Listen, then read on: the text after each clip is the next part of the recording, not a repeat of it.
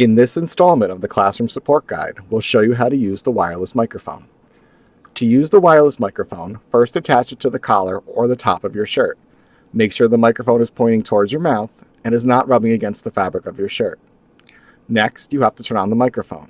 Simultaneously push both side buttons on the mic to open the front panel. Then, press and hold down the on-off button until the screen lights up. Adjust the volume from the touch panel. Start at around 50% and then adjust accordingly. Be careful not to set the volume too high as you might get feedback. Keep in mind that the microphone volume controls both the wireless and podium microphones. Be aware that if you're using both the wireless and the podium microphone at the same time, your chances of getting feedback are increased. So adjust the volume carefully.